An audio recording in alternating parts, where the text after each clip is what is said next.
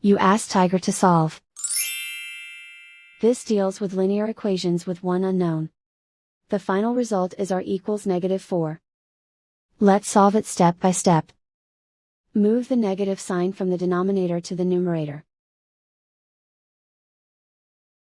Group all constants on the right side of the equation. Add 7 to both sides. Simplify the arithmetic.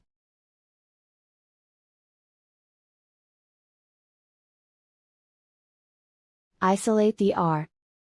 Multiply both sides by 2. Group like terms.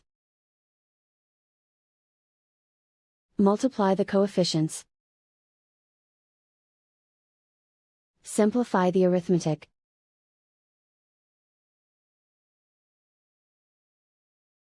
Convert the r into a positive number.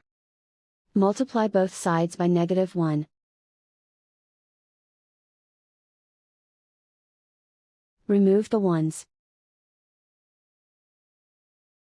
Simplify the arithmetic. And so the final result is r equals -4.